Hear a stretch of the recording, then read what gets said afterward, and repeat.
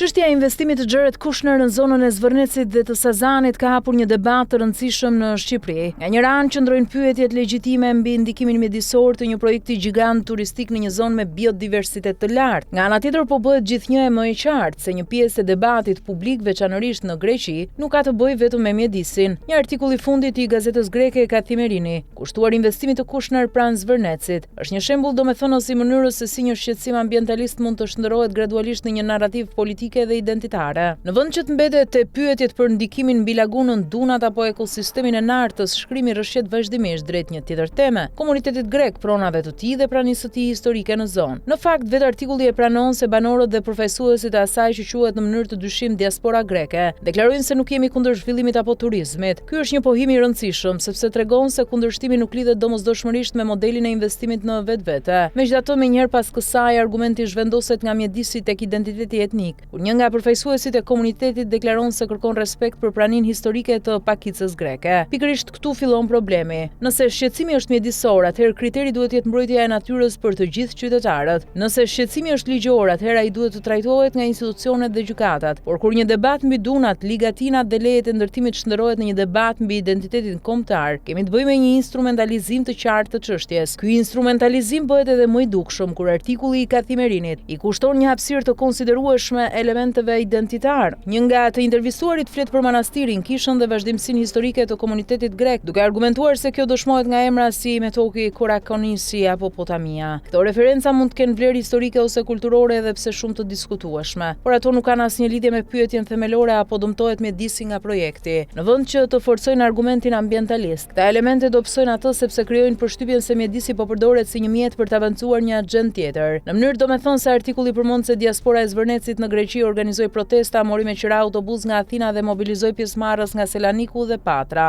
Qëllimi i tyre sipas shkrimit ishte të demonstronin paragardhit dhe të kërkonin qasje në plazhe. Por pa aq domethënës është fakti se vetë reportazhi e vendos këtë mobilizim në një kontekst ku çështja mjedisore ndërthuret vazhdimisht me pretendimet për prona dhe identitet. Ndërkohë zëri i organizatave mjedisore shqiptare tingëllon krejt ndryshe. Joni Vorpsi nga PPNEA deklaron se ata kanë hapur rrugë të reja hyrëse duke rrafshuar dunat çekullore të cilat janë monumente të natyrës. Kjo është një akuzë konkrete e verifikueshme dhe që meriton hetim institucional. Po ashtu Tauland Bino nga shoqata ornitologjike shqiptare thekson se ishte i tronditur kur pa ndërhyrjet në afërsi të lagunës së Nartës dhe kujton se mesatarisht 20.000 shpend ujë strehohen në ligatin gjatë sezonit të dimrit. Këto janë argumente shkencore e mjedisore të cilat qëndrojnë në këmbët e tyre pa pasur nevojë për mbështetje nacionaliste. Ky është arsyeja pse duhet bërë një dallim i qartë midis ambientalizmit dhe instrumentalizimit politik të ambientalizmit. Nëse Shqipëria ka gabuar në procedurat e saj, nëse janë cënuar habitatet natyrore ose nëse janë shkelur standardet e mbrojtjes së mjedisit, atëherë kritika është e nevojshme dhe legjitime. Por kur një pjesë e debatit zhvendoset nga mbrojtja e natyrës te mbrojtja e një identiteti kombëtar, lind dyshimi se kemi të bëjmë me diçka më shumë se një shqetësim ekologjik. Nuk është rastësi që investimi i Kushnerit po tërheq vëmendjet e jashtëzakonshme ndërkombëtare. Sipas vetë artikullit në gazetën e rëndësishme greke, projekti në Sazan pritet të arrijë vlerën e 1.4 miliard eurove dhe të krijojë deri në 1000 vende pune gjatë zhvillimit të tij. Nëse realizohet sipas planit, ai ka potencialin të transformojë një pjesë të rëndësishme të Bregdetit shqiptar dhe ta pozicionojë Shqipërinë më fuqishëm në tregun mesdhetar të turizmit elitar. Pikërisht për këtë arsye është e vështirë të mos vërehet se debati po zhvillohet në një moment kur Shqipëria po shfaqet gjithje më shumë si një konkurrente e re në rajon. Për dekada të tëra Greqia ka qenë destinacioni dominues turistik në mesdheun lindor. Sot Bregdeti shqiptar po tërheq investime, vëmendje ndërkombëtare dhe interes në rritje. Kjo nuk do të thotë se çdo kritik që vjen nga Greqia është e motivuar nga konkurenca, por do të ishte pa aq naive të besojë se dimensioni ekonomik dhe strategjik i kësaj gare nuk ekziston. Në këtë kontekst, mënyra se si Kathimerini ndërton narrativën është domethënëse. Artikulli fillon me mjedisin, kalon te pronat, ndalet gjatë komunitetit grek, rikthehet te protestat e diasporës dhe vetëm më pas kthehet sërish te biodiversiteti. Kjo strukturë tregon se kemi të bëjmë jo vetëm me një histori ekologjike, por edhe me një përpjekje për ta vendosur çështjen brenda kornizës më të gjerë të marrëdhënieve shqiptaro-greke. Në fund të fundit, pyetja kryesore mbetet e thjeshtë: apo respektohen standardet mjedisore dhe ligjore? Nëse përgjigjja është jo, projekti duhet korrigjohet ose të rishikohet, por kjo nuk mund të shndërrohet në një betejë identitare.